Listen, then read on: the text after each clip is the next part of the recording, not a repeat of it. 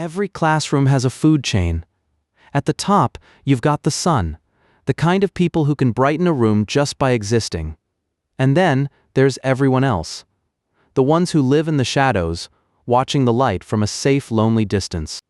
Maki Maehara is the eclipsed man, a ghost in the hallway of his own life, but the second cutest girl in class is currently blowing up his phone.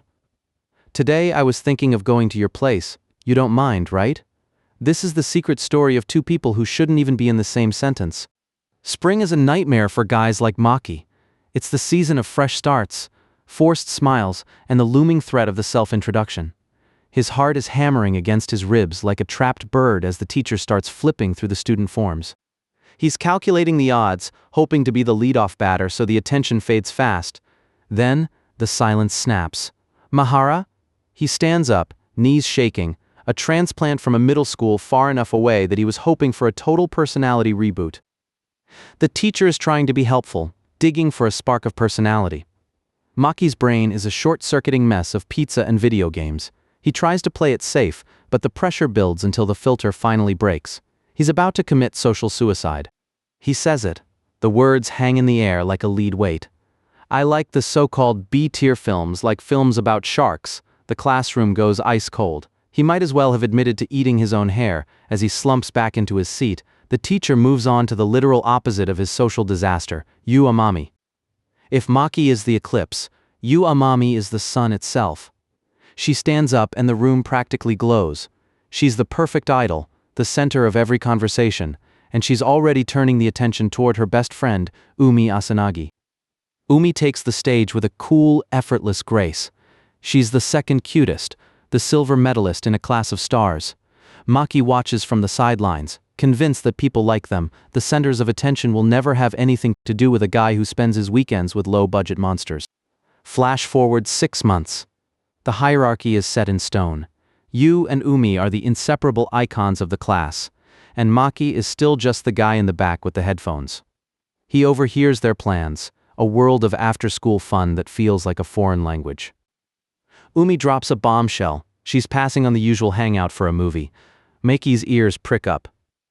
A film, he thinks, his own niche obsession flaring up. He wonders if she's into the same garbage he is, but quickly shuts it down. A girl like that? Not a chance. The bond between them is thick as thieves. Yuu pouts, but Umi promises to make it up to her. Watching them is like looking at a movie screen, flawless, untouchable, and completely separate from Maki's reality. Friday night means a one-man party for Maki. His parents are out, and his plan is simple: pizza rocket and a pile of movies. He can't stop the mental comparison though. No matter how much he tells himself he's fine alone, the sight of those two girls together still stings. You know you've peaked in solitary living when the pizza guy knows your order. The same thing as usual. It's a comfortable, pathetic routine. He's got his calories, now he just needs the entertainment. One stop left, the video rental store. He wanders the aisles, a ghost among the DVDs. If only I had a friend. Someone to talk nonsense with, to argue about bad CGI and eat cheap pizza. He stops in front of the new arrivals, looking for a distraction from the quiet. A conversation drifts over from the next aisle. Someone is talking about Umi as if she's just an inferior version of Yuu. Maki's hand tightens on a DVD case. He doesn't even know her, but the casual cruelty of people who don't know the real person makes his blood boil. Then, the ghost speaks back. You're so rude, Maehara. He nearly jumps out of his skin. Umi Asanagi is standing right there, in the B-movie section of all places. Her voice is calm, but her eyes are locked on him. The second cutest girl is actually acknowledging his existence. She holds up a copy of Piranha Shark with a genuine laugh. Why mini sharks? Maki's brain finally catches up. She isn't just here, she's into it. The girl who belongs in the sun is currently geeking out over a movie where fish fly. He can't help it, he laughs with her. They're in deep now, trading titles like Kung Fu Shark. Umi admits she's been wanting to see these forever, but she could never tell Yuu. This is her secret world, the one she hides behind the cute girl persona, and Maki is the only one who speaks the language. Maki tries to apologize for eavesdropping earlier, but Umi stops him. She isn't mad, she's actually relieved. My real goal was her voice trails off, and for the first time the cool confidence slips. This is the moment where the social wall starts to crumble. She points a finger directly at his chest. I have some business with you. Maki freezes. Is this a prank? A dream? The second cutest girl in class is standing in a dusty video store, pinning the class outcast to the shelf with a look of pure determination. She pulls out a piece of paper. It's her own introduction form. In her neat, elegant handwriting. She's written it all down. Anything indoors. I really enjoy watching B-tier films. She was just as honest as he was, but she never had the courage to say it out loud. Like you, I was stupidly honest. She's blushing now, her cool exterior completely gone. Maki looks at her, really looks at her, and realizes he isn't the only eclipsed person in the room. They both just wanted someone who would actually see them. The silence in the aisle stretches out, but it isn't heavy like the classroom. It's light, it's full of possibility. Umi takes a breath and lets the question land. How about being friends with me?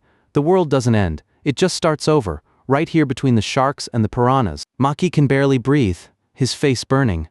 He manages a stuttered response, asking if he can drop his stuff off first. The eclipsed man just got an invitation into the light, and he's going to need a lot more pizza to process this. Friday morning kicks off with a professional-grade hurricane in a blazer. Senpai is already at a level 10 while Maki is still trying to remember how his limbs work. She's halfway out the door, yelling back, "Hey Maki," while blaming him for her own snooze-button betrayal. Between the coffee and the fried eggs, there's a quiet rhythm to this. He's taller than last spring, apparently, but Maki's focus is on the logistics of the day, laundry, dinner, and the fact that it's finally Friday. The calendar says it's just another day, but for an eclipsed man, today has a secret appointment. Then comes the question every loner dreads over breakfast. Did you make any new friends? Senpai asks it with that terrifyingly bright smile. Maki doesn't even look up. He knows the script, he'll be fine even if he doesn't make a single one.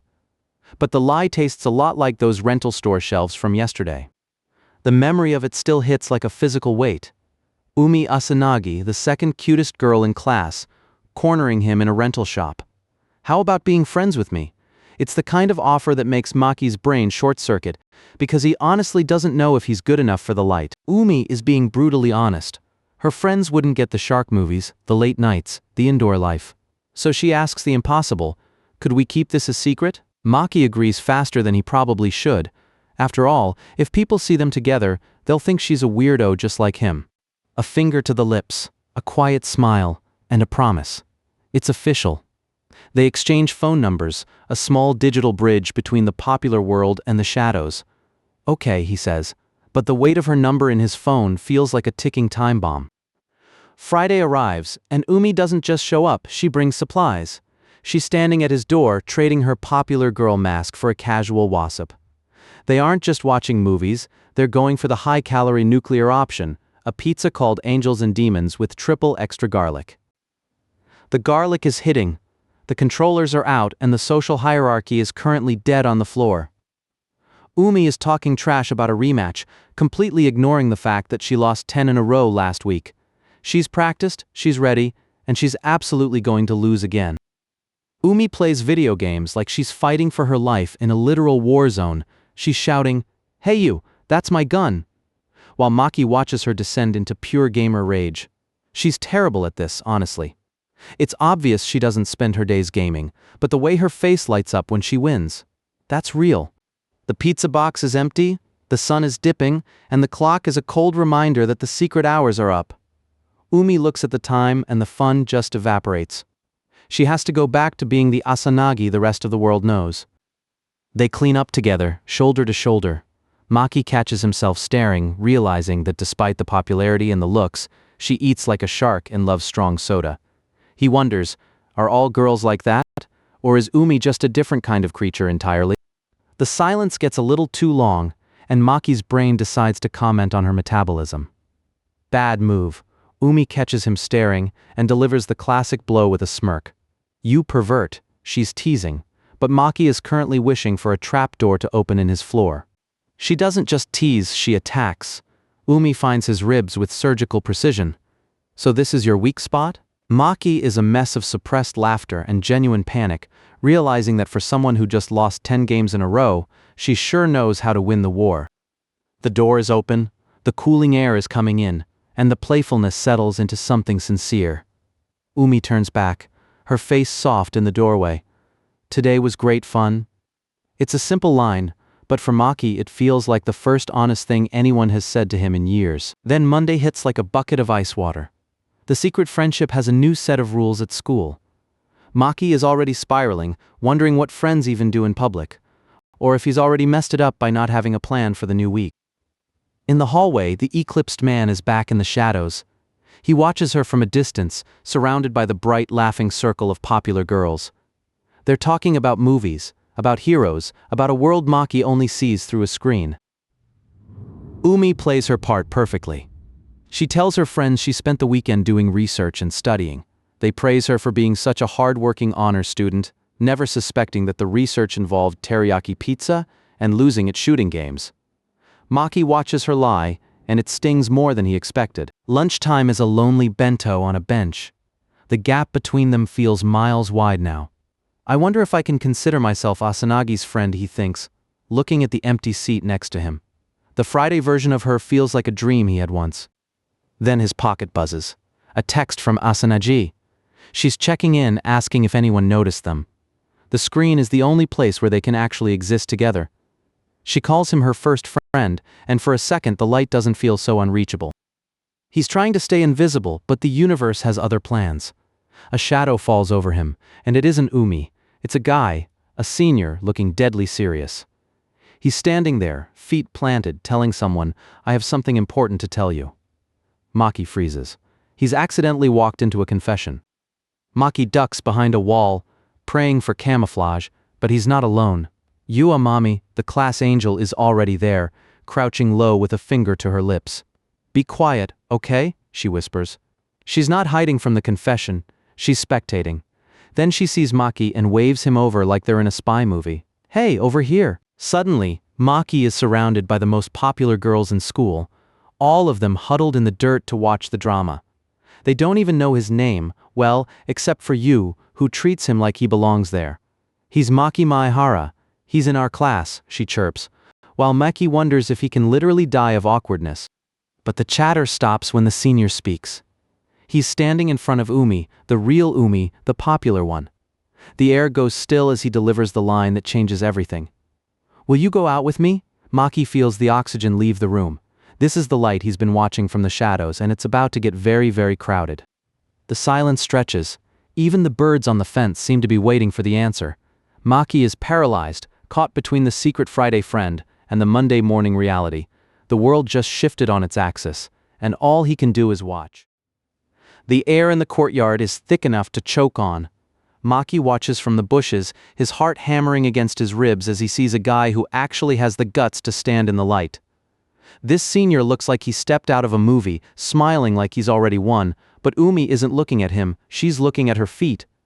She bows, her shoulders tight, and the word drops like a stone. "I'm sorry." The senior isn't backing down, searching for a why that isn't there.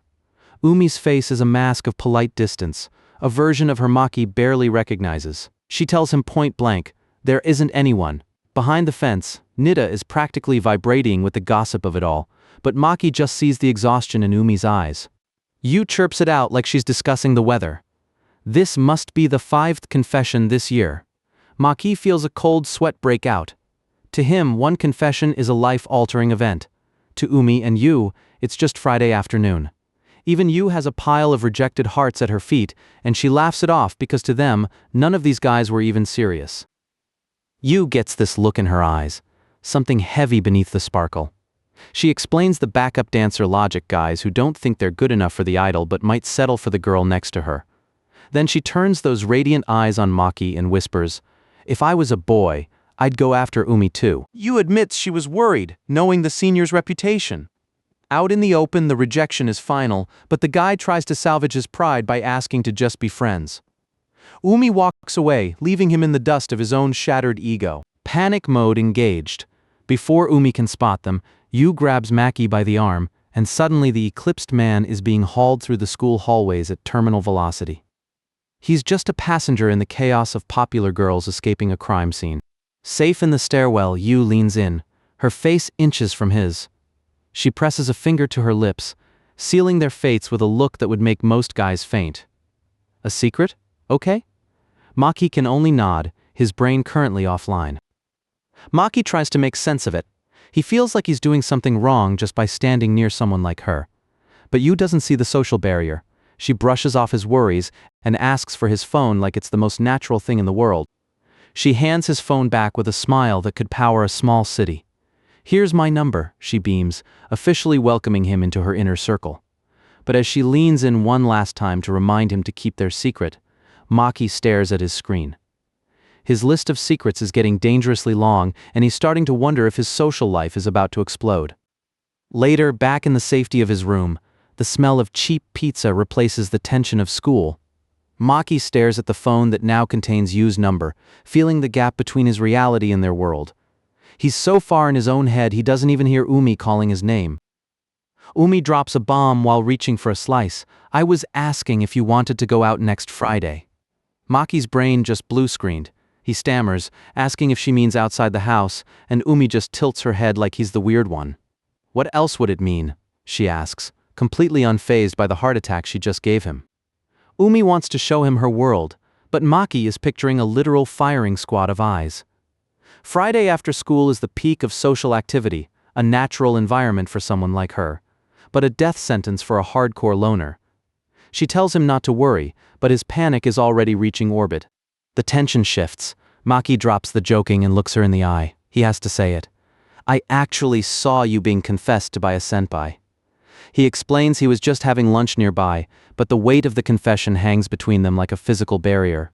Maki starts apologizing, but Umi just lets out a breath she's been holding. "That's it?" she asks, her hands relaxing.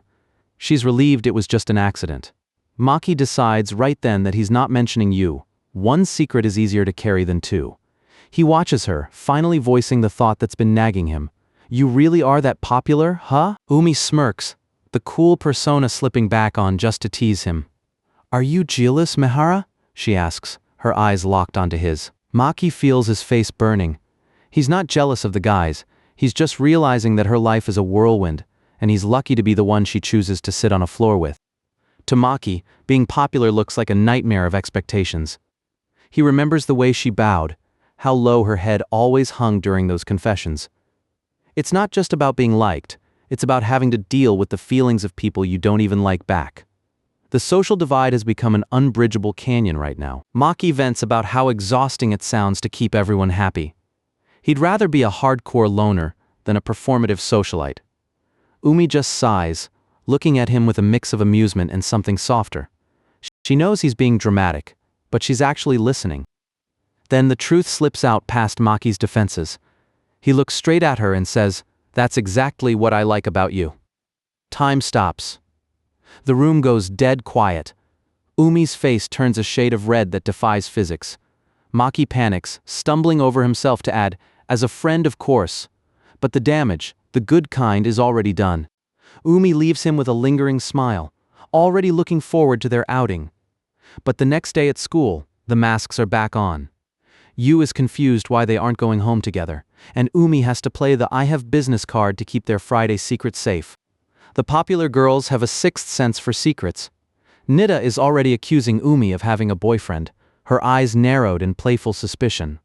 Umi laughs it off, thanking them for the concern, but Yuu stays quiet, watching Umi with an expression that Maki can't quite read from the hallway.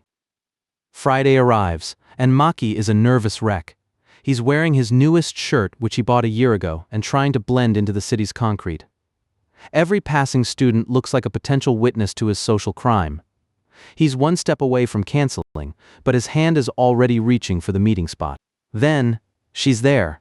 "Maehara," she calls out, and Maki's world stops spinning.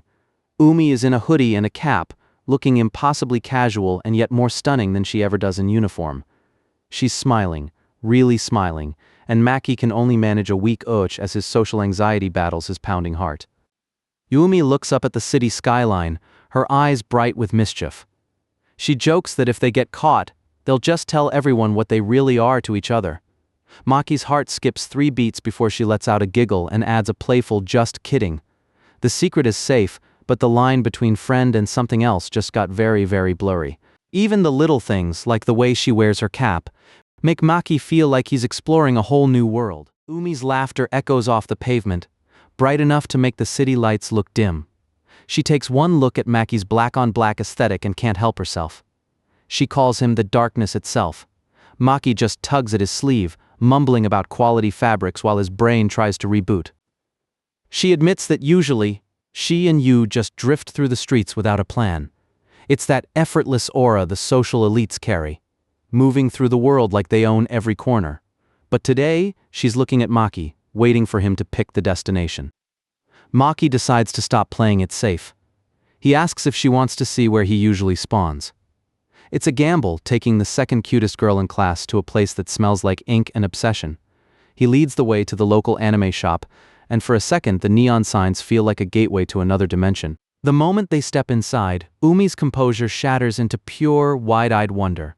Her eyes are literally sparkling as she takes in the shelves packed with stories. She gasps, "Everything is so new." Maki tries to keep his distance, but Umi's not having it. She drops a bomb on his social boundaries, telling him to stop using the formal san every time he speaks. "We're friends," she says, her gaze pinning him to the spot. The distance between them just shrank to zero. Maki's throat feels like it's full of sand. He tries to force the name out, his heart hammering against his ribs in a panicked rhythm. He manages a weak Asanagi-sa before she cuts him off with a look that's half pout, half dare. She wants to hear it. "Umi." The moment gets heavy, so naturally Maki ruins it. When Umi wanders toward the 18+ section, he practically tackles her with a frantic stop. She just laughs it off, teasing him about their closeness, while he turns a shade of red that should be medically impossible. They drift toward the new releases, and the wall between the popular girl and the outcast finally starts to crumble. Umi picks up a volume, her eyes scanning the cover before she realizes they're looking at the same thing. She smiles, a soft, genuine thing. Our tastes are the same. She surprises him by admitting she likes the sugary sweet romantic comedies. Maki expected something darker, more indecent, but she just looks at the cover art, her expression softening into something almost lonely. She likes the stories where everyone is kind. Umi sighs, clutching the manga like it's a shield. She calls these stories a necessary sanctuary from the constant grind of reality. It's a glimpse of the girl behind the popularity, the one who's tired of being on all the time. Then, she snaps back to the present, her stomach growling. "Aren't you hungry?" They land in a burger joint, and Maki's survival instincts are screaming. There are students from their school everywhere, and he's practically vibrating with the fear of being seen. But Umi? She's just happy to have a burger. She takes a massive bite, her face lighting up as she lets out a muffled "Yuami." Over fries, Umi brings up the ultimate test. "Have you watched Angel Sharks?" Maki's eyes widen. It's the kind of movie that shouldn't exist, genetically modified sharks with wings. The trashy, B-tier cinema they both secretly love. She describes the plot with terrifying detail. Winged sharks hunting people from the sky. It's so surreal, it's perfect. She invites him to watch it next week, making this more than just a one-time fluke. Maki hesitates, the weight of his reputation clouding his mind. "Are you worried about you and the others?" she asks, her gaze turning sharp. Umi leans back, her casual demeanor hiding a deep sincerity. She tells him he worries too much. For her, it's simple. "You're the only one who shares my hobbies." Behind her, the shelves of his room filled with the movies and games she used to hide, feel like they're finally in the right place. She admits she's always wanted a friend like him, someone who wouldn't judge the weird parts of her. But the warm moment is shattered by a whisper from the next booth. "Look, she's Asanagi, right? The public world is catching up to them." The whispers turn into sharp stabs. The girls at the other table are judging them, calling out how she rejected a handsome senpai just to hang out with a boy like Maki. They can't see his heart. They only see the distance between their social rankings. Maki tries to shrug it off, but Umi's expression is darkening. Umi decides she's done playing the perfect girl. If they want a show, she'll give them one. She leans across the table, a mischievous glint in her eyes, and holds out a fry. "Say ah." Maki's soul practically leaves his body. Maki's face is a crimson disaster. He tries to protest, but Umi just kicks him under the table.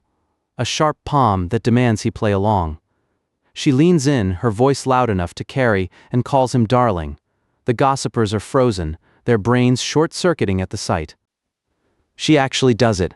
She feeds him right there in the middle of the shop. Maki is barely conscious. The mission is a success, though.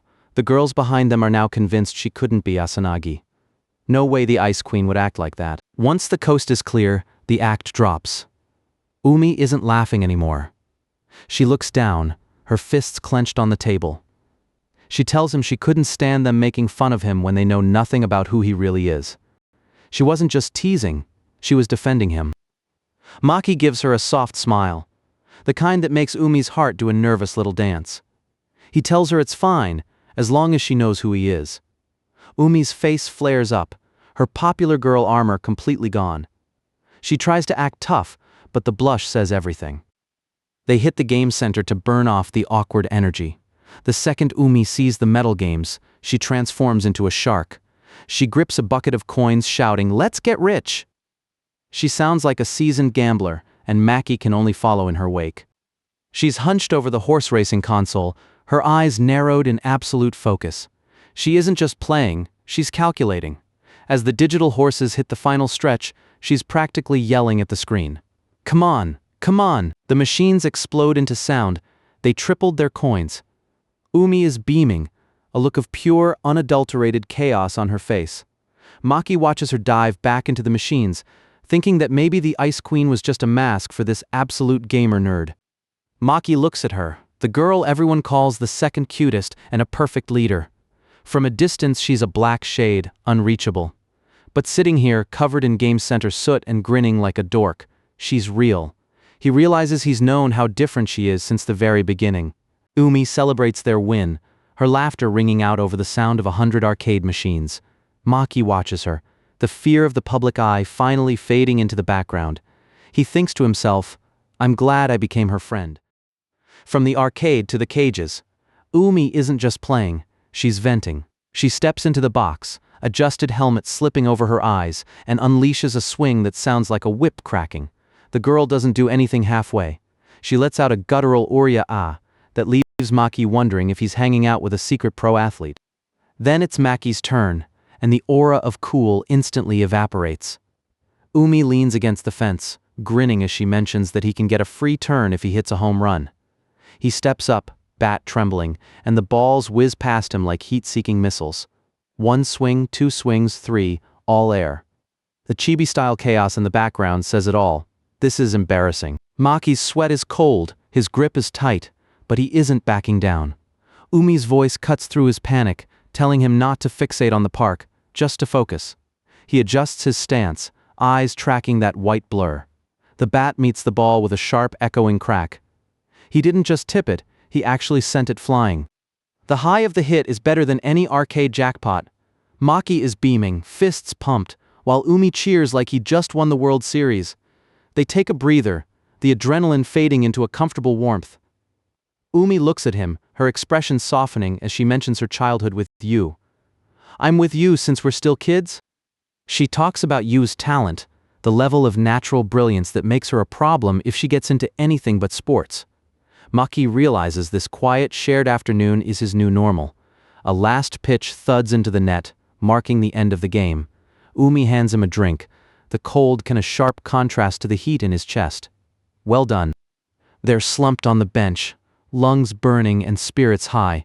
Maki's out of breath, but Umi looks energized, the cap shadow hiding a gaze that's suddenly very soft. She takes a sip of her tea, the evening light catching her profile.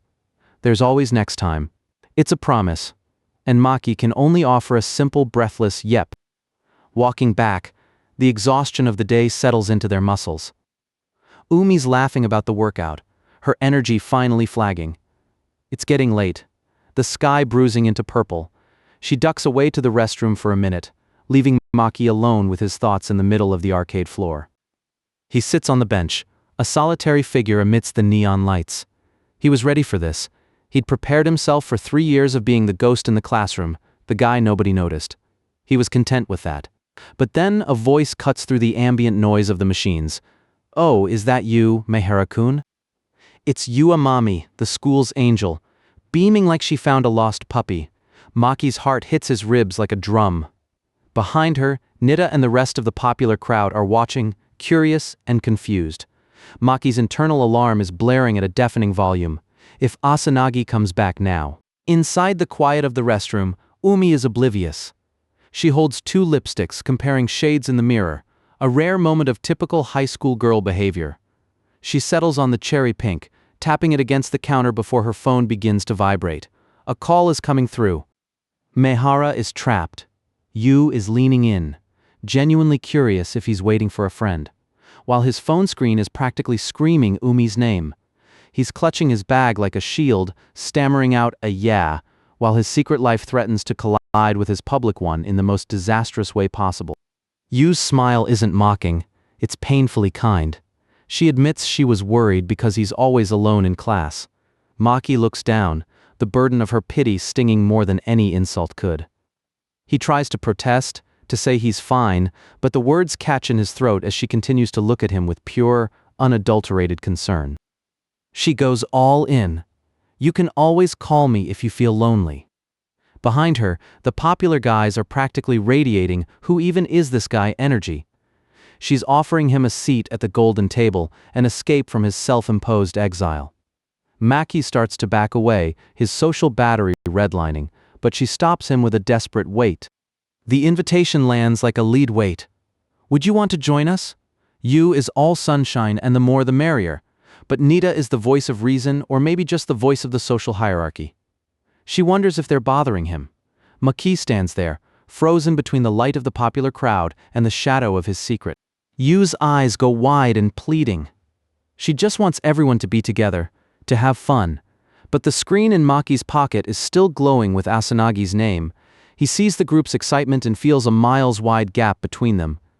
He isn't one of them. He doesn't want to be. Right. It's more fun when we're all together. Yuu thinks it's settled. She's already planning the night.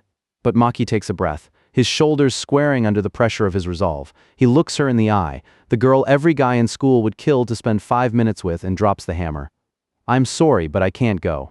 The silence that follows is thick enough to choke on. Maki explains that she's not wrong, and that joining in would be normal. He sees Asanagi in the distance, a small figure by the phones, and he knows where he belongs. He's not rejecting her kindness, he's choosing his own peace. He tells her he just doesn't fit in. He knows group harmony is important, that everyone has a part to play, but he's tired of the performance. He looks at the group of friends laughing and sees a world he was never meant to inhabit. He's the one who brings the mood down, and he's finally okay with that. He thinks of Asanagi, not the popular girl, but the nerd who loves bad shark movies. He thought she wanted a place to escape, and he realizes he wants the same thing. He looks Yuu in the eye one last time. Anyway, I'm supposed to hang out with my friend today, just the two of us. He doesn't wait for a reply. He turns and bolts, his sneakers squeaking against the polished floor. Yuu is left standing there, her angelic smile finally flickering into something like hurt. Outside, the night has fully taken hold, the station lights a cold, clinical white. Umi is waiting by the ticket gate, her sup sounding like the most grounding thing in the world. She knows. She saw the scene. She thanks him for holding onto her things, her fingers brushing his as she takes her bag. Maki's stumbling over an apology, but she just watches him, her expression unreadable under that cap. On the escalator, she starts to spill. She admits she used to be a leader, the student council president who loved being depended on. She was the one taking initiative, the one at the center of everything. She's grinning, but there's an edge to it, a ghost of the person she forced herself to be before she found her escape with Maki. The train arrives, a blur of silver and light. They find a spot, Umi insisting he sits while she stands. The reflection in the dark window shows two people who have spent the day tearing down their walls. Maki's phone buzzes in his lap, a small escaping him as he checks the screen. Umi's phone is buzzing too. Yuu is frantically asking for advice, worried she made Maki angry. Maki's face is a swirl of guilt, his internal monologue screaming that he's the worst for ruining the mood. But Umi just sighs, her voice calm. Yuu isn't angry or anything, it's fine. Umi scrolls through the messages, her thumb rhythmic against the glass. She explains that Yuu understands, that she was just concerned he was alone. Maki looks out at the passing lights, the weight of the day finally catching up to him. He was drained, wasted, and yet he had more fun today than he's had in years. She admits that relationships are hard to manage, especially when you're down and someone tries to cheer you up. It stings, but she adds, almost to herself, that Yuu is a good girl. She doesn't dislike group activities, she just likes this more. The rhythmic clatter of the train is the only thing filling the silence between them. She looks at him, her eyes bright with a memory from April. She mentions the self-introduction, the moment he branded himself an outcast. She's been looking out for him since then, she says, her cheeks flushing a faint pink. Probably because I never had any guy friends before. It's a confession in everything but name. She describes the rewritten card, how she carried it for the right moment. Maki's eyes go wide. He remembers that crumpled piece of paper. Then, she reaches out. Her hand is warm and soft against his hair, a gentle protective touch. Why don't you sleep? I'll make sure to wake you up. The train sways, the city lights blurring into long streaks of gold. Maki is half asleep, his head heavy, the warmth of the day finally pulling him under. He hears her whisper, a voice so quiet it's almost lost to the wind. Thank you, Maki. The name lands softly, a final, beautiful seal on their day together. Monday morning hits like a physical weight. Maki spent his weekend rebranding himself as Maki instead of Maehara, but the school walls don't care about personal growth. He's already playing out every disaster scenario in his head, especially since he effectively ditched the most popular girl in the grade for a secret date with her best friend. In Maki's mind, he's already been tried, convicted, and sentenced to social execution. He can see the headlines now: loner rejects angel, gets burned at the stake. He's bracing for the impact of a world that tells him to know your place, but then the real world interrupts with a sudden bright voice calling his name. It's Yuu Amami, and she isn't looking for blood. She's looking for forgiveness. She's bowing so low her long blonde hair almost sweeps the floor, apologizing for being an insensitive jerk on Friday. It's the kind of overwhelming kindness that's actually a tactical nuke when you're trying to fly under the radar. The second Cutest girl arrives to play peacekeeper. Umi glides in, looking every bit the perfect, straight-laced student, gently scolding Yuu for cornering Maki at his locker. She offers a polite, polished apology. Sorry about this, Maehara-kun, and just like that, the Maki from the train is gone, replaced by a wall of formal honorifics. The air in the hallway is getting thick with prying eyes as the school's two idols stand around the resident outcast. Yuu is still pleading for a clean slate, her eyes shimmering with that angelic earnestness that makes it impossible to say no. Maki can feel the social temperature rising by the second. The moment Yuu hugs Umi in relief, the whispers start blooming like weeds. Classmates are watching from every corner, their shadows stretching long across the floor. They aren't just curious, they're suspicious. The sight of Maki, in the middle of this weird combination, is starting to trigger the school's gossip alarm. And then, the social death blow. Yuu mentions calling Maki on Friday night, and the hallway goes dead silent. The girl with the scrunchie freezes mid-step. Umi's eyes widen. Maki stands paralyzed as he has to watch in slow motion as the words hang in the air. Right, you know my number, he's not just a loner anymore. He's the guy with the most popular girl's digits. Even after the teacher calls for seats, the interrogation continues in hushed tones. Natta leans in, her curiosity sharp enough to draw blood. She's digging for the connection. How did the eclipsed man end up on a first-name basis with a goddess over the phone? Maki's sanctuary of silence is officially compromised. The rumors are already evolving. They're going out? They're childhood friends? The classmates are circling like sharks, sensing blood in the water, planning to squeeze the truth out of them during the first break. Maki sits there, the back of his neck prickling with the realization that he's become the main character of a story he never wanted to write. Recess arrives, and the classroom becomes a courtroom. The boys are staring daggers at him, while the girls swarm Yuu, their voices a high-pitched buzz of demands. The isolation Maki once felt was lonely, but this spotlight is suffocating. He's surrounded by shadows with glowing white eyes, all demanding to know his secret. Lunch break provides no shelter. Yuu tries to approach him, but she's instantly engulfed by a sea of uniforms. The questions are relentless. Is it true? Did she finally get a boyfriend? Maki looks down at his tea, trying to disappear into the table as the mob's energy pushes him further into the corner. By the time the final bell rings, Maki is ready to bolt. He checks his phone, nothing from Umi. She's gone radio silent, leaving him to drown in the stares of his classmates. What a pain, he mutters, his grip tightening on his bag. He just needs to reach the gate before the next wave of prying eyes catches him. Suddenly, a warm hand snaps around his wrist, and another grabs Umi.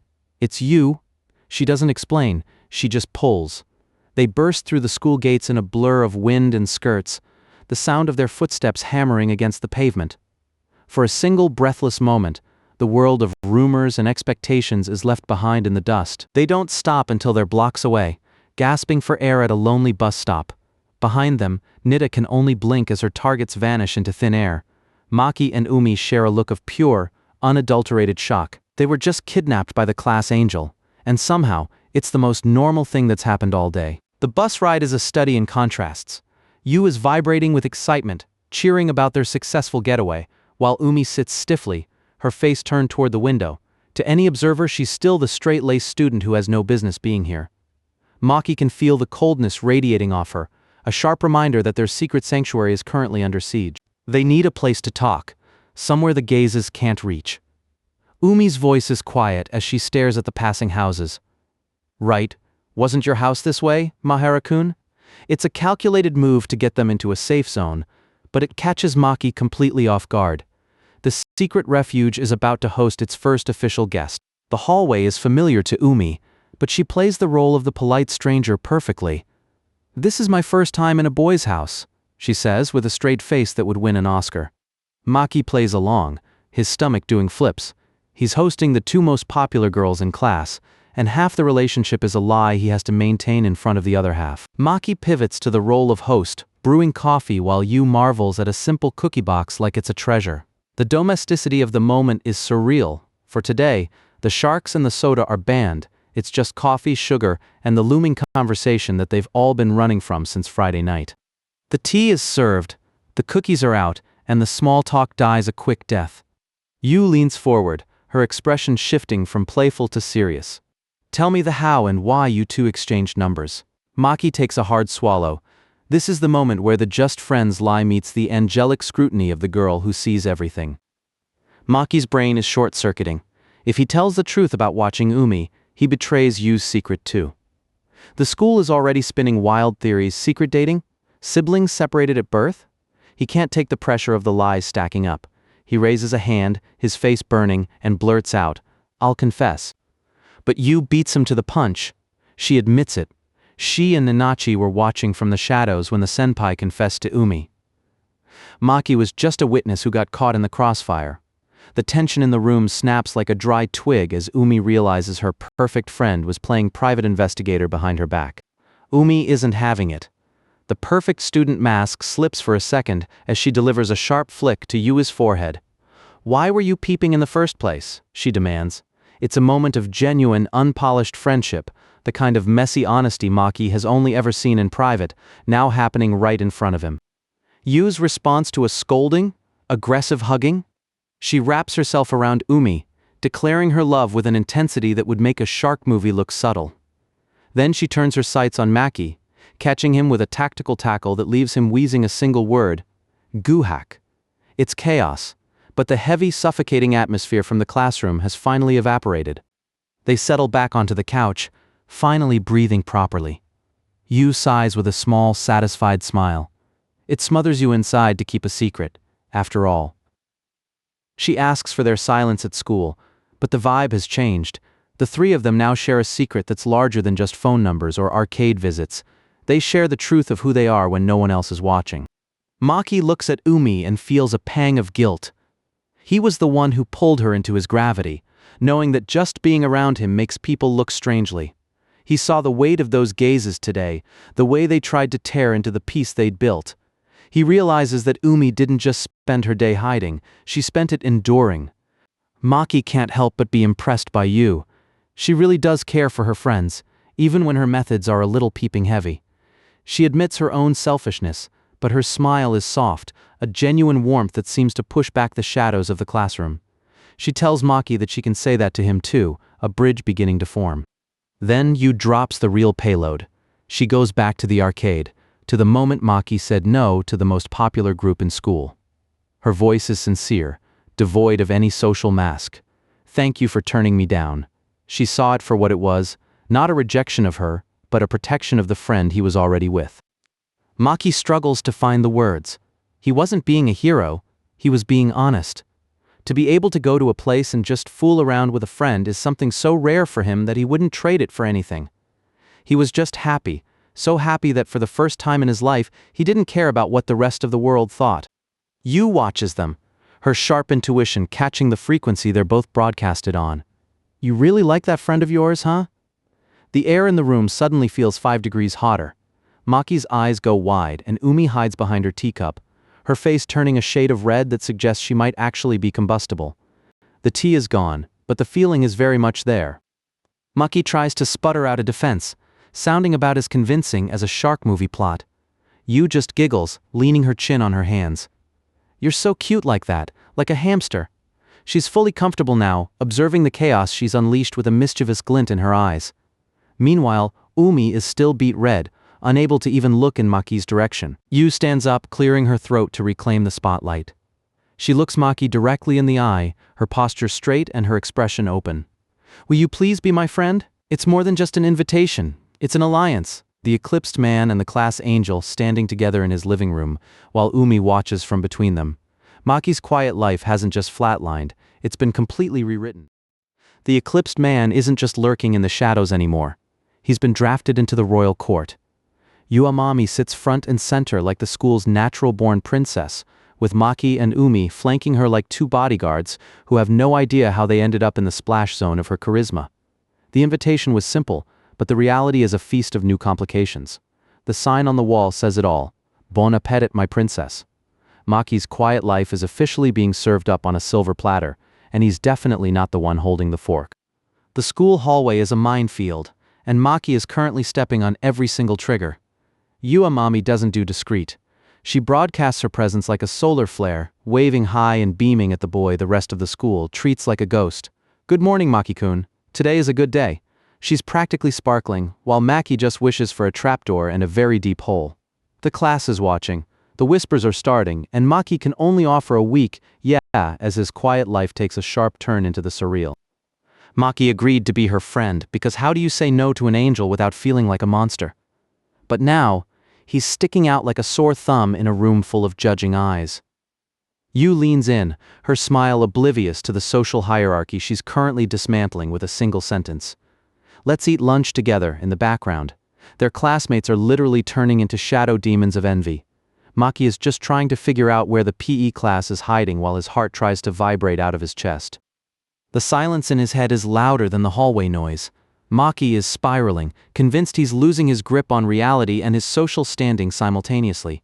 He stares at his desk, the weight of the world pressing down on his shoulders. Even a simple question feels like a riddle he can't solve. He checks his phone, a lifeline from Asanagi appearing on the screen. I'm sorry about our princess. It's a small comfort, but he's still drowning in self-doubt. I really am turning into a complete loner, aren't I? Maki retreats to an old smoking area, a forgotten concrete island where he hopes to vanish. But Yuu finds him with the unerring instinct of a heat-seeking missile. She's delighted by his secret spot, acting like she's just discovered a hidden kingdom instead of a dusty patio. She chirps about searching for nice spots as a hobby, her energy filling the dead air. Maki looks at Umi, the silent partner in this takeover, and realizes his solitude has been permanently revoked. He gives a quiet sure to Umi joining, and the pact is sealed. Lunch reveals a terrifying secret. Maki Maehara is actually a functional human being. He pulls out a homemade bento, perfectly packed with leftovers and batch-cooked veggies. Yuu leans in, her eyes wide with a mix of hunger and genuine awe. She realizes the school's eclipsed man has a domestic edge they never saw coming. She looks at Umi, a mischievous glint in her eyes, and delivers the crushing blow. Maki-kun might actually have more girl power than us. Maki casually mentions he's been experimenting with banana souffle pancakes, and Yuu's soul practically leaves her body in excitement. She's vibrating with waku-waku energy, her imagination probably already tasting the fluffy golden stacks. Maki tries to play it down, insisting it's just about following recipes, but the trap is already set. Umi watches from the sidelines, looking at Maki with a mix of amusement and something a bit more complicated. What kinds? Yuu asks, her eyes practically turning into stars. In the world of popular girls, hunger equals convenience store run, To them, Maki's habit of just making food from scratch is borderline alien technology. Umi calls it out plainly. Maehara-kun is just weird. It's not an insult, it's a fascinated observation of a species she's never encountered in the wild. Yuu slumps over, the thought of those pancakes haunting her. She looks up with puppy dog eyes and asks if he could make some for her next time. The invitation is hanging in the air, thick and sweet as syrup. Yuu doesn't wait for a next time. She realizes he has the bananas right now. The gears turn, and she leans in, her face inches from his, radiating pure, unadulterated hype. Could I go to your house today? The school's angel is inviting herself over to the loner's den for a pancake party. Maki's brain is currently a blue screen of death, but he stammers out a sure. Before he can process it, she's dragging Umi into the plans too. She can't wait, and honestly, neither can the plot. With a thank you and a promise to buy tea, Yuu prances away, leaving a vacuum of silence in her wake. Maki and Umi sit alone, the sudden drop in energy almost dizzying. Umi looks at him, her expression softening from her usual guarded popular girl mask. She's the one who knows the weight of Maki's isolation. She asks the real question, "Are you really okay with us coming?" It's a check-in, a reminder that their secret pact still has a pulse beneath all the pancake excitement. Umi watches her best friend vanish around the corner and sighs. She used to see Yuu as this bright, untouchable beacon of energy, but after seeing her beg for pancakes, the image has shifted. She's a lot like Umi pauses, searching for the right word while Maki waits. A puppy, Maki suggests, and the mental image clicks instantly. A high-energy, tail-wagging, golden retriever of a girl who just wants to be part of the pack. Maki can't help but agree, yeah. The humor dies down as Umi's gaze turns sharp and serious. She knows what the school is saying about Maki and Yuu, and she knows how cruel high school can be to an outlier. She asks if people are harassing him, her concern genuine enough to make Maki blink. But then she reveals the core of Yuu's character. She doesn't actually care how the people around her react. She's an angel who doesn't mind flying through a little mud, if it means finding a friend. Maki has lived on the edges for so long that he's developed a thick skin. He tells Umi it's fine, that he isn't being bullied directly, he's just always been an outlier. It's a quiet confession of his social reality. Umi seems relieved, but there's a lingering what-if in the air. She tells him to let her know if anything happens, a promise of backup from the school's runner-up beauty. Maki just hopes his quiet life doesn't decide to get any louder than it already is. There's an unspoken hierarchy in this school, and even an outlier like Maki knows the score. Yuu Amami is the undisputed number one. She's the ceiling everyone else is looking up at. Umi glances at him, her expression unreadable for a moment. Maki realizes that even he, the guy who avoids the spotlight like it's a laser beam, knows exactly where everyone stands. It's just what everyone is saying, right?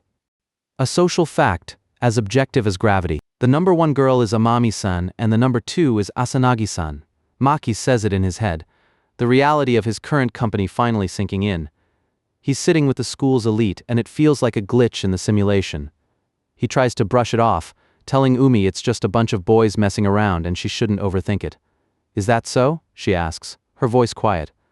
The falling autumn leaves are the only thing moving in the long silence that follows. Umi stands up, looking at her shoes as if they contain the secrets of the universe. She's being vulnerable, admitting that even from her perspective, Yuu has always been something special. It's not just the looks or the popularity, it's the core of her. Inside and out, she says, her voice steady. Maki watches her, realizing that Umi's friendship with Yuu isn't just a social convenience, it's built on a deep, genuine respect that borders on awe. Umi is certain Maki will like Yuu in no time as a friend, of course. But before the thought can fully land, the silence is shattered by a bright, high-pitched, sorry for the wait. Yuu is back, tea in hand and energy at maximum. The heavy emotional fog evaporates instantly, replaced by the sheer, sunny force of Amami-san's presence. Maki is left blinking at the sudden shift, while Umi hides a small, knowing smile. The puppy has returned to the pack. Back in the girls' locker room, the question finally comes out, why Maki?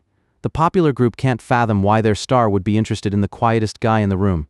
Yuu doesn't give them a complex psychological breakdown, or a list of hidden depths. She just pulls her shirt over her head, her face bright and her answer simple enough to end the debate. Well, he's a nice person. To Yuu Amami, that's all the qualification he needs. But beneath the bubbly nice person label, Yuu sees the real Maki. She sees the boy with principles. The one who doesn't just nod along to be polite. She notices the way he actually looks her in the eye when she speaks, treating her like a person instead of an idol or a social obstacle. In a world of boys trying to impress her, Maki is the only one who actually listens. For a girl who's always the center of attention, being truly heard is the ultimate luxury. Fast forward to the domestic apocalypse.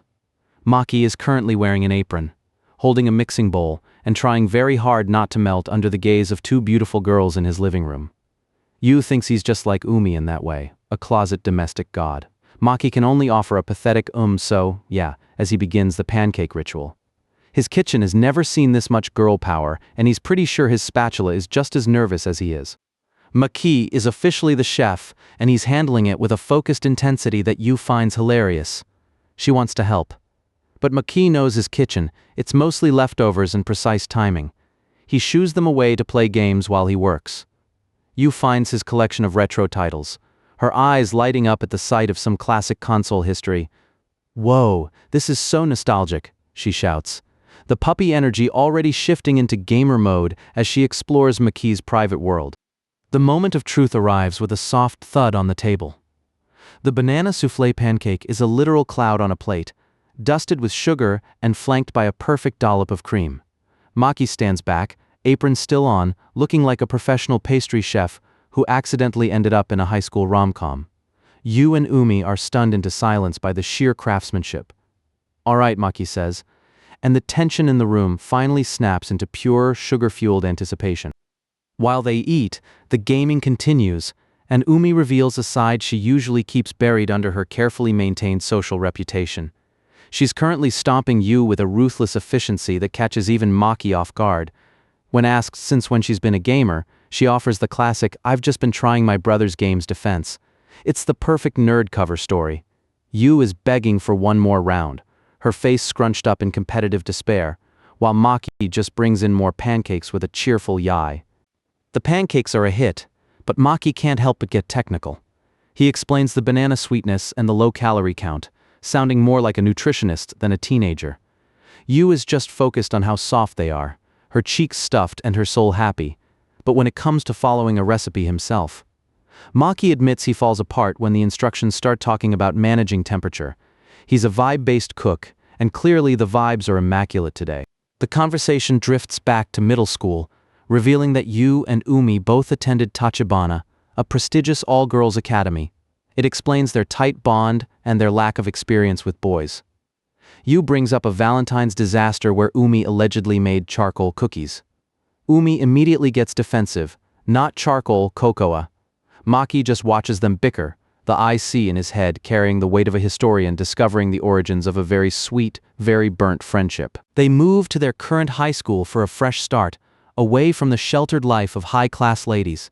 But Yuu is already bored with the history lesson she wants back in the game. Hey, let's play that game together next." She's a whirlwind of enthusiasm that never slows down. Umi and Maki share a glance, two people who clearly share a lower battery capacity than the girl currently hovering over the console.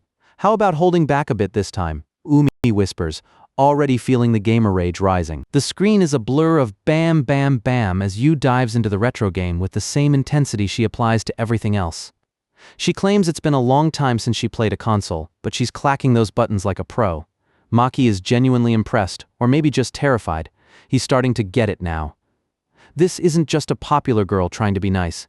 She's genuinely catching up with him, finding the same joy in the pixels that Maki has lived for years. Umi takes the controller, and the mood shifts from fun party to competitive esports. She's choosing characters based on aesthetics, but playing like a grandmaster. Maki watches her focus profile, the shadow over her eyes, showing she's in the zone. Yuu is cheering her on, shouting for some big move, while Umi just grinds her teeth and executes a perfect combo. This is the Umi Maki knows, the girl who hates to lose and has the skills to back up the attitude. Maki leans in to show Yuu a secret command, a move so obscure he's never seen anyone else use it. Yuu is mesmerized, her face lighting up as she tries to replicate the complex button sequence. "I don't think I explained it very well," Maki admits. But Yuu is already handing the controller back, wanting to see him do it one more time. Umi sits in the background, a small solitary figure watching the two of them bond.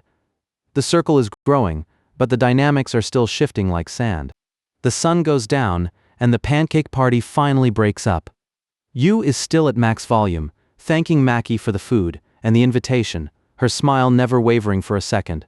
With a final "see you tomorrow," the door clack shuts, and Maki is left in the deafening silence of his own home. He lets out a massive phew of relief. It's official.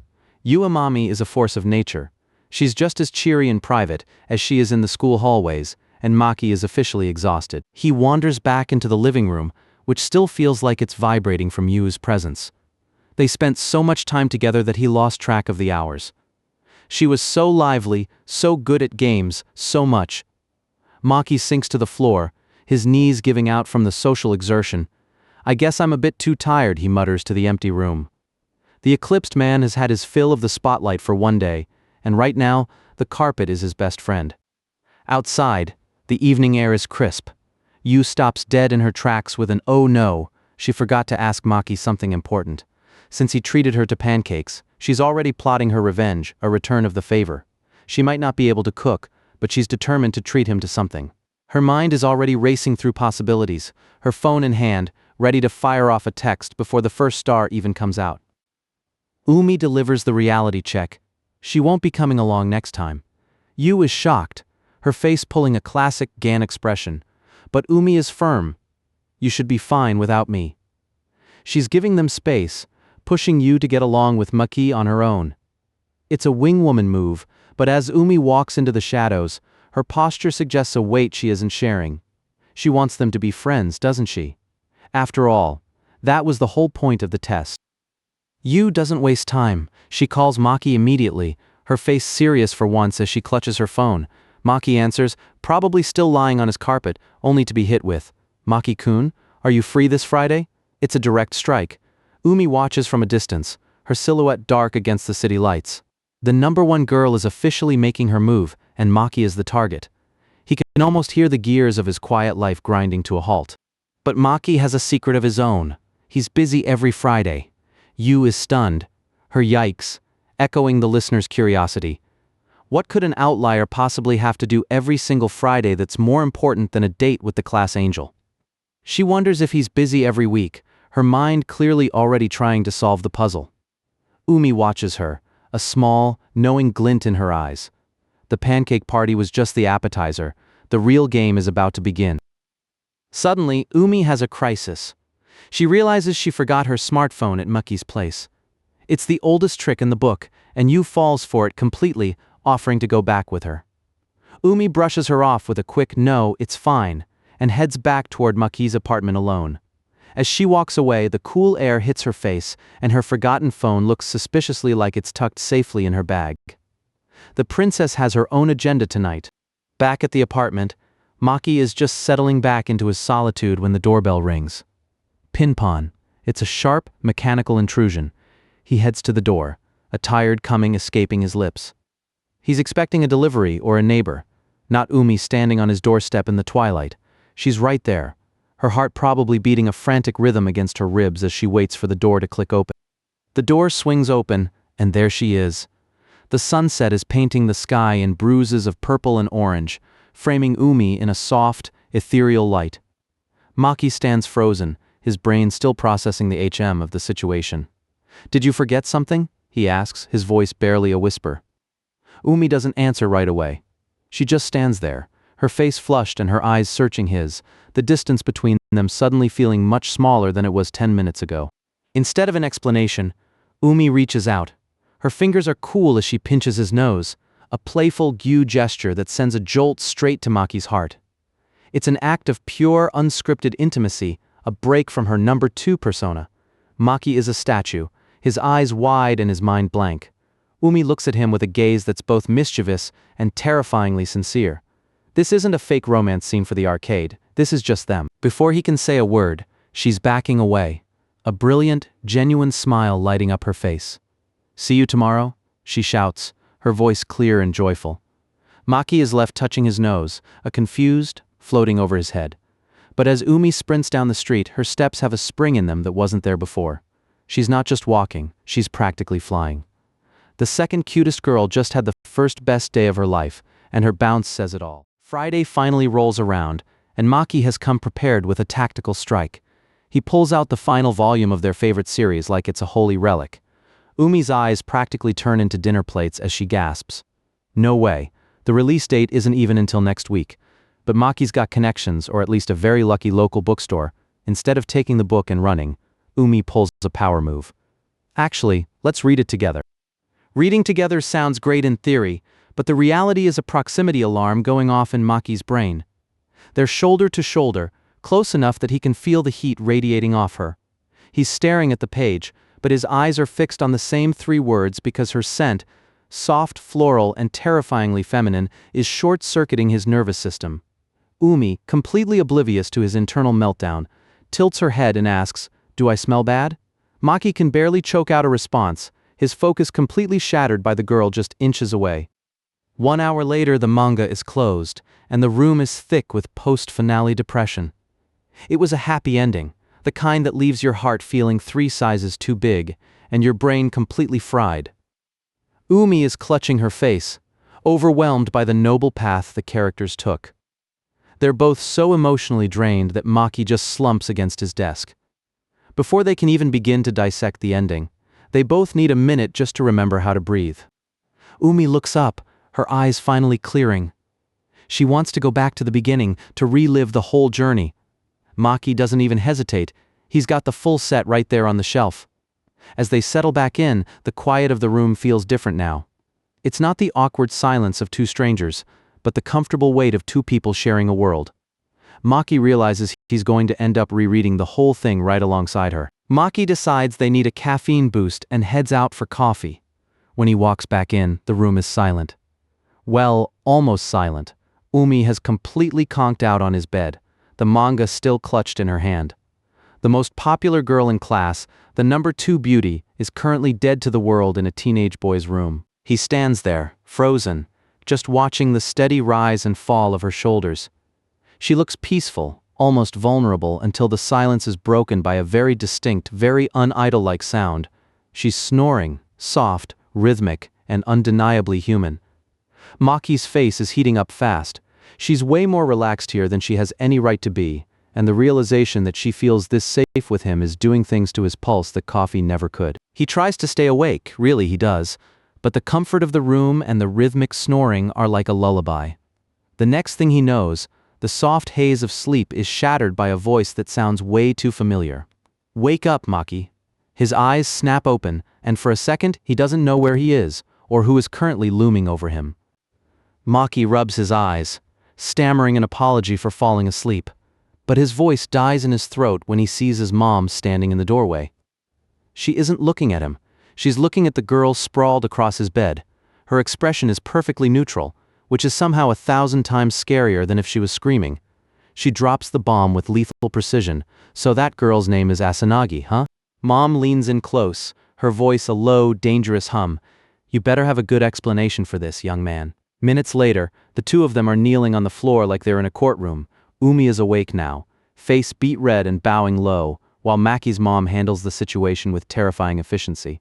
She's already on the phone with Umi's mother, smoothing things over while Maki just tries to vanish into the floorboards. To Maki's absolute shock, his mom actually grants permission for the sleepover, since it's already late and the trains are a gamble. She's decided Umi is staying the night. Umi is flustered, trying to decline out of politeness, but mom shuts it down with a smile that says the matter is settled. Maki is ordered to accompany her back home tomorrow, but for tonight, his room is officially becoming a guest suite. The battle for the bed is short and decisive. Maki offers the sofa, but Umi insists on the floor, which leads to Maki frantically waving his arms. Mom steps in to break the deadlock. Umi gets the bed, Maki gets the floor, and she's providing the pajamas. It's all happening so fast that Maki's brain is still trying to process the fact that Umi is going to be sleeping 3 feet away from him.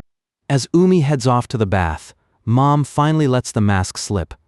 She grabs Maki's head with a grip like a hydraulic press, her aura suddenly turning pitch black. "Maki," she says, her voice sounding like thunder. He's currently paying the price for his earlier lack of caution, and his mother is making sure he understands the weight of having a girl stay over. Once the physical discipline is over, Mom gets real. She's noticed his room has been suspiciously clean every Friday, and now she knows why. He's been trying to erase the smell of a guest. Maki tries to play it cool, insisting they're just friends, but Mom isn't buying it. She trusts him, but she's reminding him that Umi is a girl, and he needs to be way more careful than he's being. Maki promises to be on his best behavior, but Mom goes for one last jab. She warns him that trying to touch her cheek while she's sleeping is strictly off limits. Maki's face explodes into a blush as he shouts back that he wouldn't do that anyway. It's a low blow, but the look on his face says his mom might be reading his subconscious thoughts a little too accurately. Umi pops her head back in, looking for a towel and catching the tail end of the tension. She's worried she's mistaken the situation, but Mom just doubles down, telling Maki he's easy to read. Maki is in full damage control mode now, desperately trying to convince Umi that he would never do anything remotely like what his mom is implying. The cool loner act has officially been dismantled by maternal teasing. The house finally settles into a quiet late-night rhythm. Maki rolls out a fresh futon, his mind racing. He's trying to rationalize everything. His mom is right. Asanagi is a girl, not just any girl, but the one everyone looks up to. She's upright, smart, and beautiful. In public, she's untouchable. But here, in the dim light of his room, that image is starting to collide with the reality of the girl who was just snoring on his bed. He remembers the way she whines when she loses a game and her secret love for greasy junk food. That's the Umi he knows, but the fact remains, he's a boy and she's a girl, and they're about to spend the night in the same room. When he hears her at the door, he goes into a full-scale room prep panic, frantically checking for anything embarrassing he might have left out. Wait, I'm still preparing the room. The door opens, and Maki's heart hits the floor. Umi is standing there in his sweatshirt, the sleeves hanging way past her hands, and the hem reaching her thighs. She looks small, cozy, and devastatingly cute. She explains that his mom's pajamas didn't fit right, so she borrowed his. Maki can barely look at her, the sight of her wearing his clothes feeling like an intimate secret he wasn't supposed to see. She notices his rigid posture and decides to lean into the awkwardness. "I'll be sure to scream if you try to attack me," she teases, her eyes sparkling with mischief. Maki is sputtering, his "I won't," practically a shout. He's ready to bolt for the living room just to avoid the tension, but Umi pats the edge of the bed and calls him over. "Maehara, come here." He tentatively takes a seat, keeping as much distance as the mattress allows. Umi claims the bed is hers for the night, her voice dropping into a softer, more intimate register. She gives him a playful smirk, clearly enjoying how flustered he is.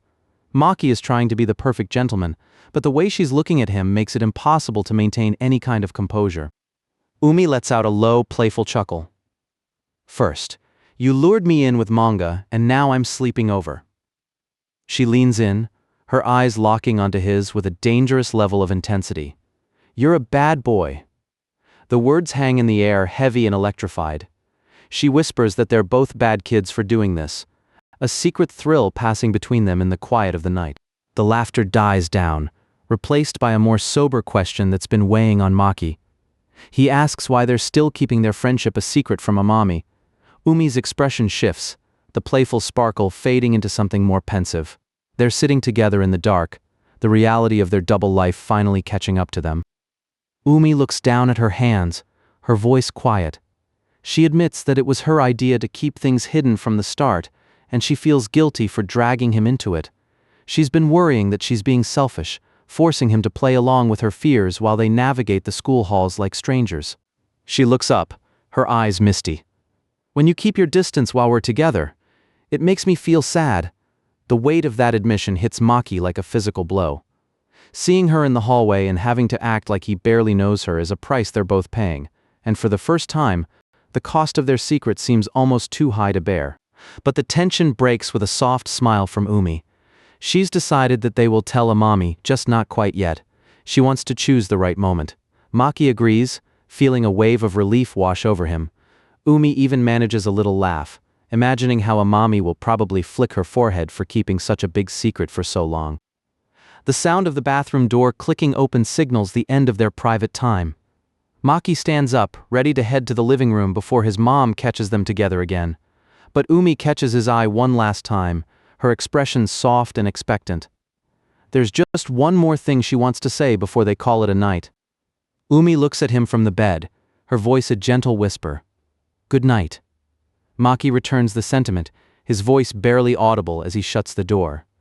He stands in the hallway for a long moment, the silence of the house pressing in on him. He looks at the closed door and realizes with a sinking feeling that between the nerves, the secret, and the girl in his sweatshirt, he isn't going to get a single wink of sleep tonight. Saturday morning usually means sharks and pizza, but today, Maki is standing on the threshold of Umi's domestic world. He's a bundle of nervous energy, his hands finding no home but his pockets while Umi leads the way. She slips through the front door with a practiced ease, her voice trailing back to welcome him into the one place where her popular mask is irrelevant. The door swings open, and the final boss of the house appears, Umi's mom, looking every bit the composed professional until she opens her mouth. She catches the tension in the air and immediately leans into the tease, introducing herself with a smirk. "I'm the mother of this bad girl." Maki can only stand there awkwardly while Umi's mom lays down the law. She's not actually angry, but the sheer gravity of the lecture is enough to make Umi's shoulders slump. She's been apologizing since yesterday, yet the reminder of how lucky she is to have friends like Maki and his mother hits her harder than any actual punishment would. The atmosphere shifts from a lecture to a formal contract of better behavior.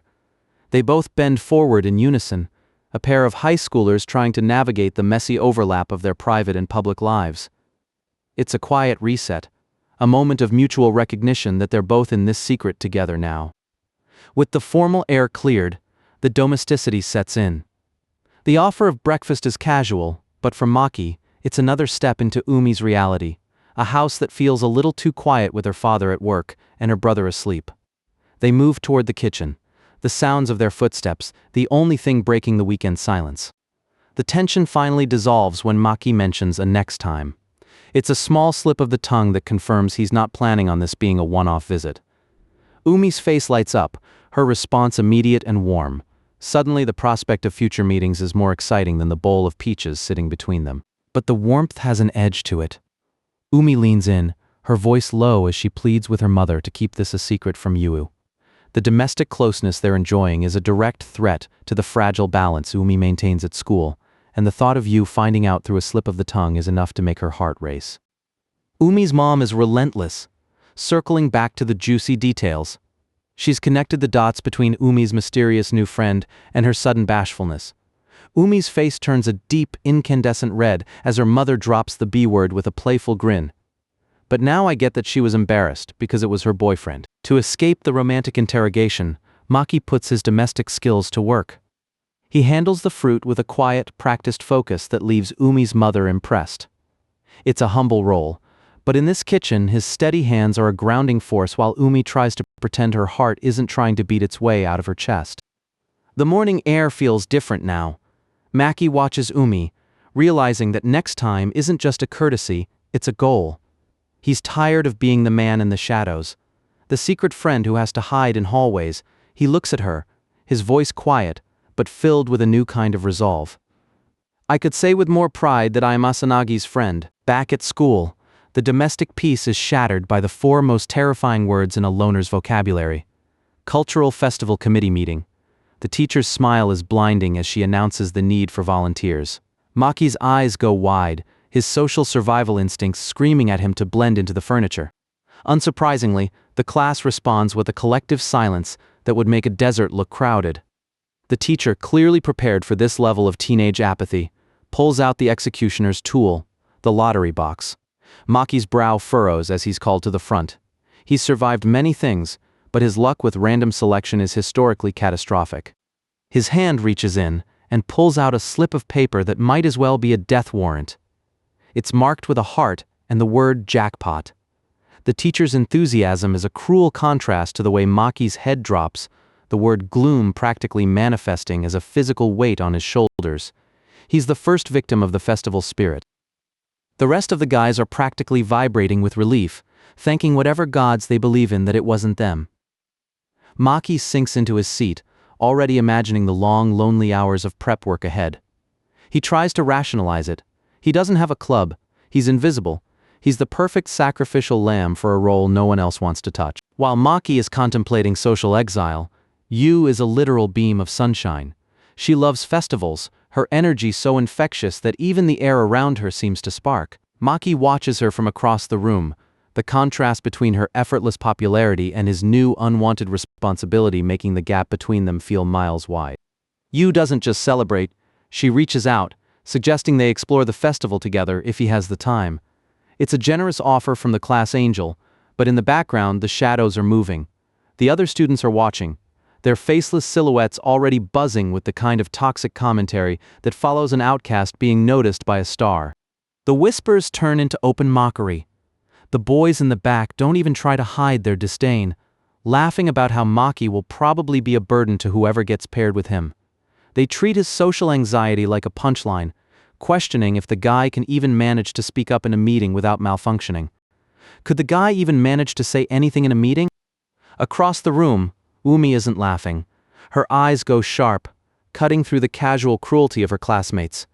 She hears every word, every snide remark about the boy who peels peaches with more care than these people show for their friends. Her hand clenches into a tight, trembling fist beneath the desk, her anger a slow-burning fire. Maki has already accepted the verdict. He tells himself he doesn't exist in this class anyway, so the insults shouldn't matter. The lottery grinds on, the energy surrounding the group frantic as the girls draw their slips. Natta checks her paper with a blank look, the mood of the room turning heavy as the final spot waits to be filled. Yuu steps up, her long hair swaying as she reaches for the box, but the laughter from the back is still echoing, and something in the angel's expression finally snaps. There is no gentle smile, no soft word.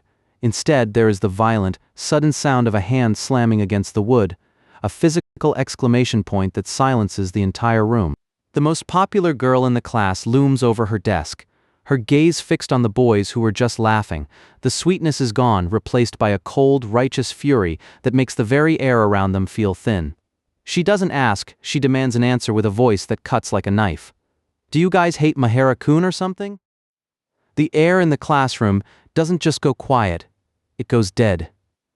Yuu Amami, the girl who usually radiates pure sunshine, is currently staring down the back row with a gaze that could peel paint. Maki is left to sit there, frozen, his brain struggling to reconcile the angel of the class with the girl currently demanding an answer. She doesn't hesitate, her voice slicing through the thick tension. Do you guys hate Maehara-kun or something? She isn't finished. Yuu looms over the desk, calling out the trash talkers for blaming Maki for things he hasn't even done. Before the teacher can even stutter a response, Yuu raises her hand with a sharp, decisive motion. She's not waiting for the lottery anymore. I'll step up for the class committee after all. The class watches in shock as Yuu claims she only hesitated before because she lacked confidence, a blatant lie from the girl who commands every room she enters. But her real reason is clear as she looks at Maki. She wants to work with him. The teacher, desperate to stop the bleeding, looks toward Maki for any kind of confirmation. Behind her cool exterior, Umi is vibrating with a different kind of intensity. She stares at her own lottery slip, the words, "I hit the jackpot" ringing in her mind as she realizes the trio is officially locked in for the festival. Chaos erupts as Yuu tries to play off her outburst, while Natta can only laugh at the absurdity of it all. You sure got it in you, she teases, watching Yuu squirm under the pressure of her own heroic moment. Umi moves in like a heat sink, grounding the electric energy Yuu is still putting off. She gently tells her friend to calm down, noting how worked up she's become. Yuu ducks her head, the fire in her eyes finally fading into a soft, genuine regret. She whispers an apology to Umi for losing her cool in the middle of a class event. Yuu bows deeply, offering a public apology that instantly resets the room's temperature. She claims she just wanted to ensure everyone could enjoy the festival, smoothing over the cracks her anger left behind. The teacher gratefully seizes the moment, officially naming Maki and Umi to the committee with an encouraging nod. As chairs scrape against the floor and homeroom breaks, the heavy atmosphere finally evaporates. Umi reaches out, a simple pat on the back conveying everything her words don't. She knows how burdensome the mask Yuu just wore truly was. "You?" she says, her voice steady and warm. "You didn't do anything wrong." Yuu's usual circle swarms her with concern, but her eyes remain distant, processing the day's intensity. Amidst the chatter, Maki finds a gap and approaches Umi. He asks if she has time after school to talk, his voice quiet, a small secret exchange in the middle of a crowded room. In the relative quiet of the classroom, Maki admits his amazement at Yuu's courage. Umi can't help a playful humph, teasing him for only realizing it now. But beneath the banter, there's a real weight. Umi admits that while she hit the lottery, Yuu is the one who truly changed the game. Umi watches the sunlight catch the curtains, her thoughts drifting to the girl who just risked her reputation for a friend. Yuu didn't care if people hated her for it. She just acted. To Umi, it wasn't just a defense, it was the kind of pure, selfless action you only see in dramas. She is a heroine in a world of spectators. Umi glances toward Maki, a sharp pang of reality hitting her. I can't pull off a feat like that, she thinks, acknowledging the gap between her own calculated social life and Yuu's raw honesty. She shakes off the heavy thoughts and snaps her bag shut. Time to focus on the student council meeting tomorrow. They have a festival to plan. The hallways are emptying out as they make their way toward the exit. Maki notices Umi seems a bit down, perhaps the burden of the secret and Yuu's outburst finally catching up to her. He offers a quiet word of support, promising to give it his all for the committee. Rapid footsteps echo on the pavement as Yuu sprints to catch up. She grabs Umi's arm, her breath hitching, all that perfect idle energy stripped away to reveal a girl who's just terrified she overstepped. Thank you for today, she whispers. She knows that if Umi hadn't been there to pull her back, she might have said something she'd never be able to take back. Umi gives Yuu's cheek a playful pinch, a sharp little reminder that they're still the same friends they've always been. But Yuu's mind is still on Maki. She knows he's bad with people, but she can't shake the feeling that leaving him alone is just wrong. That doesn't mean it's okay to leave him alone, right? Umi turns her gaze toward her best friend, the guilt of her secret friendship with Maki stinging in the back of her throat. It should be the other way around. Umi should be the one thanking Yuu for protecting the boy she spends her private hours with. But Yuu is already back to her cheerful self, groaning about how annoying school events are while flashing that blinding, drama heroine smile. The tension breaks as they head off to grab ice cream together. The prince and princess of the school reclaim their typical rhythm. But on the classroom blackboard, the heading attraction for school festival stands as a reminder of the work ahead. The season is changing, and the air is getting colder, but the internal heat of their secret is only rising. 2 days later, the classroom is a circus. Maki stands at the front, looking like he'd rather be anywhere else, as suggestions for haunted houses, giant mazes, and snacks fly across the room. The toxic gloom from the lottery has completely vanished, replaced by an energy so bright it feels like a joke. Maki knows exactly who to thank for this shift. Yuu is in her element, her natural charisma building the festive mood back up without even trying. The class erupts when the idea of a maid cafe is floated, the boys practically vibrating with excitement. Yuu leads the charge with an infectious grin. We should definitely do a maid cafe. Maki has to play the executioner. He explains that since every other class wanted to open a shop, the seniors got first pick, leaving their class stuck with an exhibit. The high-voltage energy of the room flats out into a collective groan. Stained glass and posters on the rooftop, it's not exactly a maid cafe, but it's what they've got. Just as the motivation starts to crater, Maki raises his hand. His voice is tentative, but Umi is right there, cheering him on from the sidelines with an enthusiastic, "Go on." She's not letting him fade into the background. And in the end, it's Maki's suggestion that makes the cut. The plan is simple but effective. Pixel art using empty cans. It's low budget, easy to delegate, and perfect for the rooftop location. Maki even offers to gather cans from his own apartment complex. Umi watches him from her desk, chin in hand, seeing a side of him that's starting to take charge. Umi can't help but poke at him later. He looked like a lamb to the slaughter during the lottery, but now he's raring to go. She points out the school's exhibit ranking, but Maki takes it even further. While we're at it, let's be the winners. Umi blinks, surprised by the sudden spark of competitive fire in the boy who usually tries to disappear. Maki wouldn't call himself ambitious. It's more of a burden of responsibility. Since Umi and Yuu both stepped up to cover for him, he can't let the class stumble just because he's on the committee. He grips his pen, eyes focused on his notes. He's going to do his best, and Umi watches him with a soft, remarkable expression. Maki knows the class feels like background characters now that they're stuck with decorations. But he doesn't see the world that way anymore. There are no background or main characters, he says, his voice cutting through the quiet classroom. Everyone is just doing their best. It's a simple thought, but it lands with a heavy, resonant truth in Umi's chest. Umi is lost in thought, the name Maehara tasting like a revelation. He really is amazing, and once again he's the one who had to point it out to her. But the intimate moment is shattered as Yuu and Natta burst through the door with enough energy to light a city block. Maki-kun, Umi? Yuu's voice is a joyful siren call. The girls haven't been idle. They've already secured a massive haul of cans from the cafeteria and a storage room from the administration. Maki is stunned by the speed of their work. As they head down the hall together, Umi falls back slightly, watching the group. The momentum of the festival is finally, undeniably, moving forward. Umi watches the trio, the same word from the lottery echoing in her mind. I hit the jackpot. She stares at the small, folded slip of paper in her hand. Beneath the excitement of the festival and the warmth of her friends, a quiet, stinging question lingers in the air. Why can I never be honest? The heavy mood is undercut by Natta's casual banter as they walk. Despite all the teamwork and shared history, she's still calling him Mr. Class Rep. Maki lets out a resigned sigh, wondering if she'll ever actually learn his name. The secret might be safe, but the social ladder is still a long climb. Minister of Color Separation? That's Yuu Amami for you, making sorting through garbage look like a royal decree. She's positively glowing, even while knee-deep in recycling, leaving the rest of the class just staring.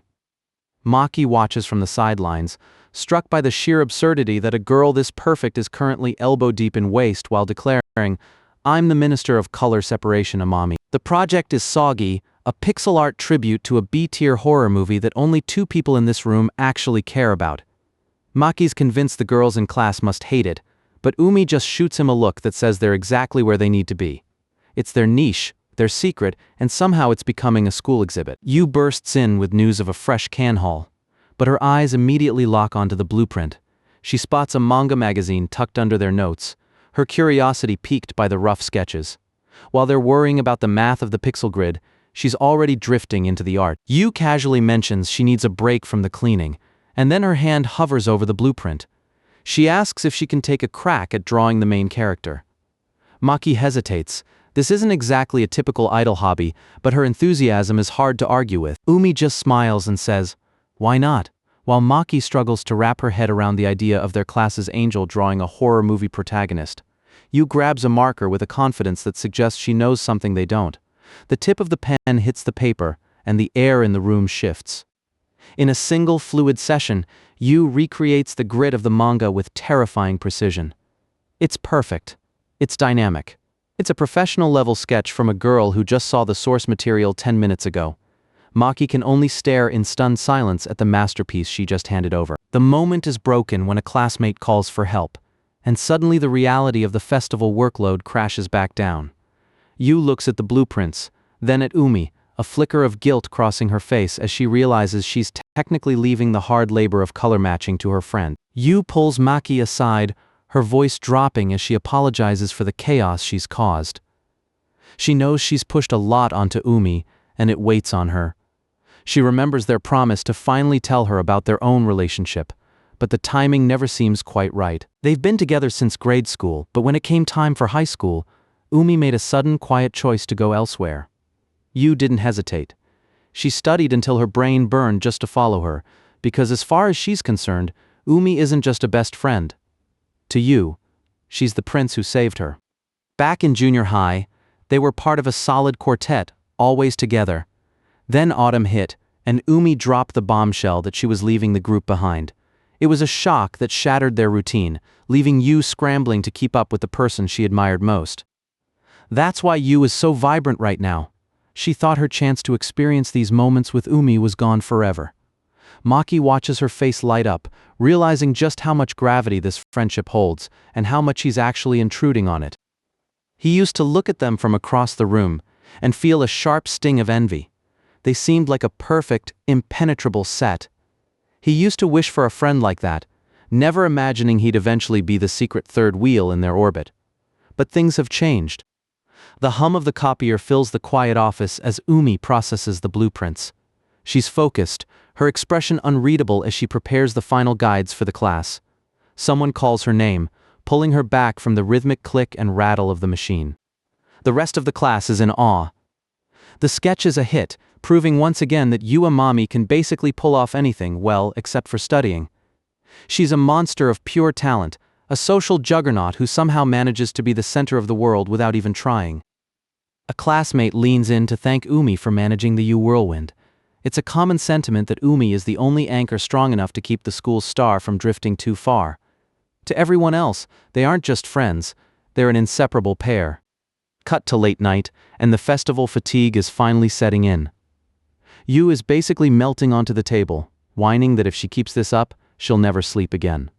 Umi's there to pick up the slack, but even she's starting to feel the strain of the long hours. Messing around with paint and markers feels like a regression to their childhood. They're talking about old friends visiting the festival, names from a past Maki doesn't know. It'll be their first reunion since graduation, a bridge between who they were and who they've become. The lights are low and the air is heavy with shared history. Yuu looks at Umi with a vulnerability she hides from the rest of the world. She whispers it, soft and certain, that Umi is the most important person in her life. It's a confession of absolute loyalty. Morning hits like a freight train. The blueprint is finished, but both girls look like zombies. Maki takes one look at their dark circles and suggests canceling their karaoke plans. He's worried, but Umi is stubborn, insisting she's fine while her eyes barely stay open. They're trading messages throughout the day. Maki attempts to play the role of the responsible one, telling her to go home and sleep.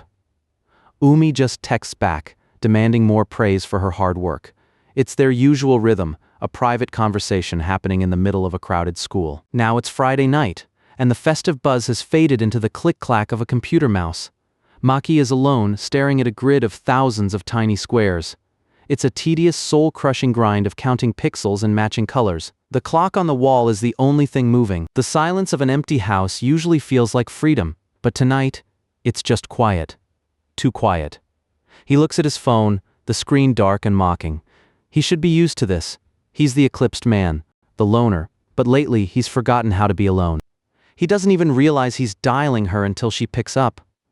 Umi sounds groggy, her voice thick with sleep. She was out cold, having just finished a post-meal nap. Maki's instantly hit with a wave of regret for waking her, his social anxiety flaring up at the mere thought of being a bother. He starts fumbling over his words, making up excuses about the blueprints just to justify the call. He's the one who told her to rest, yet here he is, dragging her back into his orbit because he can't handle a quiet Friday night. He's apologizing before she can even get a word in. Umi just chuckles, that sleepy warm sound that cuts right through his panic. She sees right through the work excuse. Maki finally gives in, his voice quiet as he admits that maybe, just maybe, he wanted to hang out. Not for the project. Just because. She starts teasing him, asking when he became such a lonely rabbit. There's a myth that rabbits die if they're alone, and she's currently applying it to him with a smug, sleepy grin. Maki's ears turn bright red, his defensive walls going up even as he stays on the line. Then the tone shifts. Umi stops teasing and gets quiet. She asks, almost tentatively, if she could come over right now. She's not just doing it for him, she admits that she's a bit lonely too. It's a moment of mutual vulnerability that changes everything. Maki doesn't waste a second.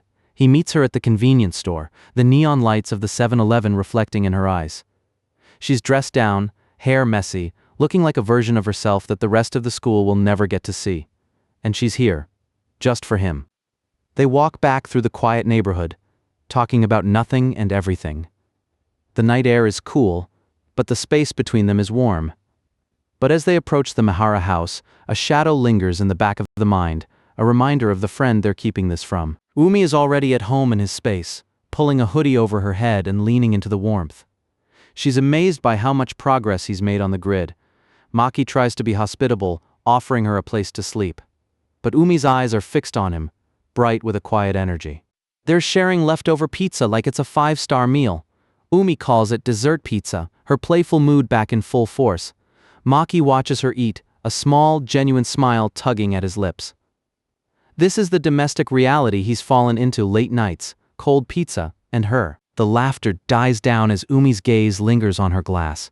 She has something to say, something that's been weighing on her since the lottery that started all of this. Her voice is soft, and she prefaces it with a plea. Don't be angry and hear me out. She finally spills it. The reason they were paired together on the committee wasn't just luck. She cheated.